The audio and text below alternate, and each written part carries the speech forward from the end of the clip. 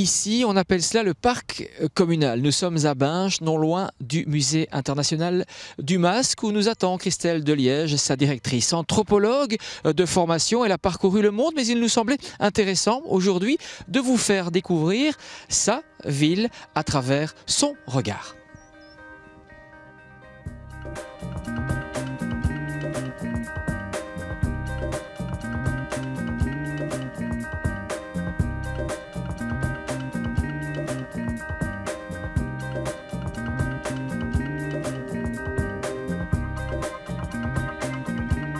C'était une grande surprise en 2007 d'avoir été nommée directrice de ce musée qui pour moi restait un temple de la culture binchoise parce que je connaissais ces collections extra binchoises, mais surtout pour moi c'était l'image de ce lieu où on conservait tous les costumes de Gilles historiques et donc pour moi évidemment me retrouver ici ça reste très émouvant, tous les jours très émouvant.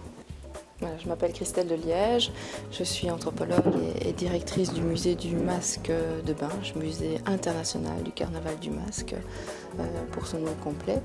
Alors je suis binchoise d'origine, même si je suis née à l'hôpital du Tivoli à la Louvière en 1977, mais j'ai été élevée à Binche et donc la ville de Binche est celle de ma famille et celle de mon cœur.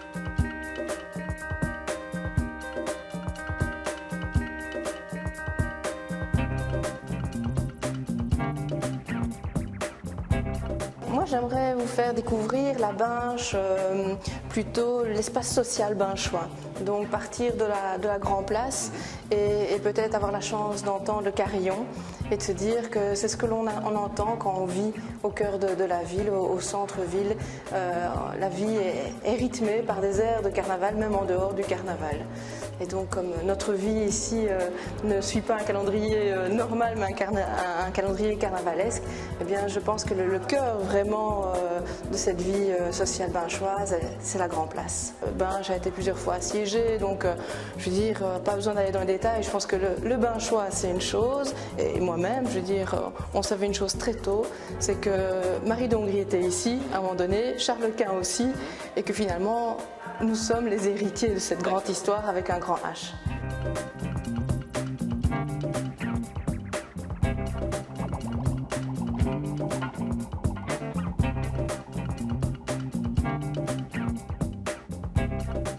L'hôtel de ville, historiquement, il est important pour Binche et en plus c'est un magnifique lieu de visite parce que le touriste ici découvre de très très belles choses. Il est très particulier puisqu'il garde un aspect gothique tardif avec un campanile, beffroi campanile qui est reconnu depuis 1999 par l'UNESCO au même titre que d'autres beffrois en Hainaut. Et donc ça donne évidemment aussi d'un point de vue touristique un attrait supplémentaire. Mais pour nous, je veux dire, binchois, il est unique parce qu'il n'est pas moderne, on voit qu'il a de l'histoire. C'est une ancienne halle ou au drap ou une ancienne boucherie communale. Et donc il a eu d'autres usages qu'hôtel de ville quand la ville de Binche est née au XIIe siècle.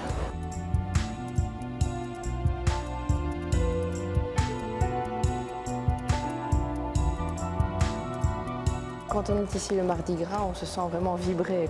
C'est aussi un moment fort. Et puis ce lieu, la salle des pas perdus, quand on est enfant, quand on y passe, on a cette impression de rentrer dans un château, puisque la reconstitution de l'hôtel de ville a fait qu'on a reconstruit les anciennes cheminées et on a maintenu ce principe avec ces arcades. Et puis ça devait être ici donc que le négoce de grains, de viande, enfin un peu de tout se faisait. Et je trouve que ces vieilles pierres ont conservé cette âme, cette aura. Il faut savoir que la ville de Binche était quand même un centre agricole important, un centre administratif important, un centre de justice aussi important et un centre religieux puisque c'était un doyenné dans le courant du Moyen-Âge. Voilà. Et cet hôtel de ville reflète, je trouve, encore cette histoire.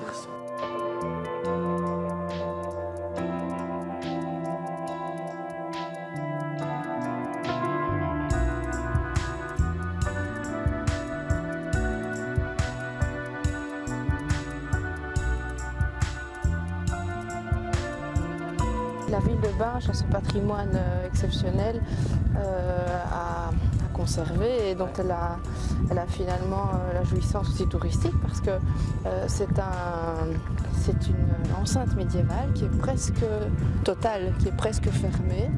Et ce qui rend donc d'un point de vue touristique cette attraction, cette activité, parce que elle est unique.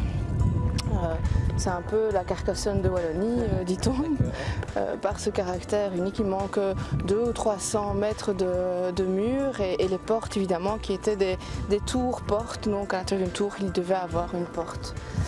Et dans ce parc qui est situé sur l'éperon rocheux de la configuration urbaine. Il fallait évidemment dominer les environs.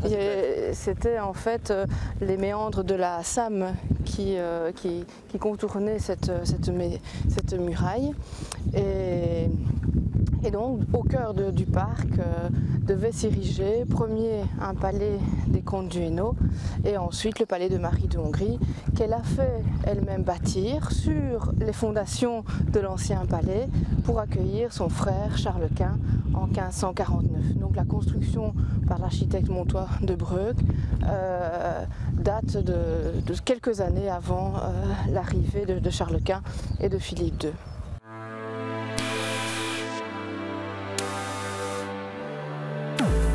Moi, dans mon imaginaire, ou on me l'a dit, mais en tout cas la légende ou personnelle, ou en tout cas urbaine, voulait que les descendants de Marie d'Hongrie et peut-être Marie d'Hongrie elle-même, Charles Quint, tout le monde était ici, quoi. Hein, donc, et ça donnait ce caractère un peu particulier à ce passage du parc, cette partie du parc. Et on a aussi dans la chapelle que vous avez ici, chapelle Saint-André, une splendide sculpture avec une danse macabre, avec toutes des têtes de mort sculptées. Et c'est vraiment aussi un lieu exceptionnel que ce vieux cimetière et cette chapelle Saint-André.